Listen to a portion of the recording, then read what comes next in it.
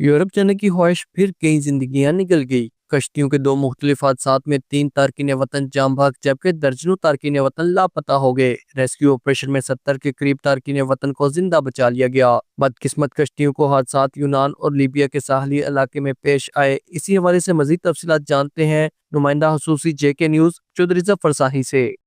جی، Europe جانے کا خواب جو ہے وہ پھر کئی زندگیاں جو ہے وہ نگل گیا ہے۔ دو مختلف حادثات میں 3 تارکین وطن جو ہے وہ جاں بحق ہوئے ہیں، جبکہ ان مختلف حادثات میں جس میں ایک حادثہ جو ہے وہ یونانی جزیرے کریت کے قریب ایک چھوٹا جزیرہ غادوس ہے، وہاں جو ہے ایک کشتی جو ہے اس کو ریسکیو کیا گیا ہے، جس میں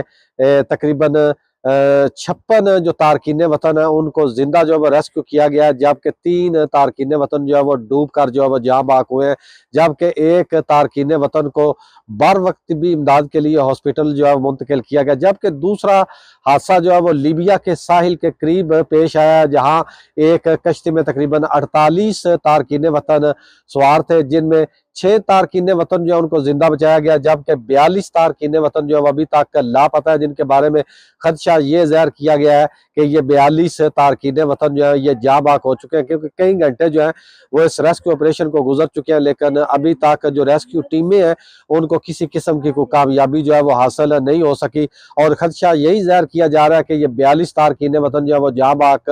ہو گئے ہیں، اور اس ریسکیو آپریشن میں بھی 6 جو تارکین وطن ہیں ان کو زندہ جو ہے وہ بچایا گیا ہے، جبکہ جس طرح پہلا جو حادثہ جو کہ یونان کے اندر پیش آیا ہے، جس میں جو ہے 3 تارکین وطن جو ہے وہ جان کی بازی جو ہے وہ ہارے ہیں، جبکہ 56 جو تارکین وطن ہیں ان کو زندہ جو ہے وہ ریسکیو کیا گیا ہے۔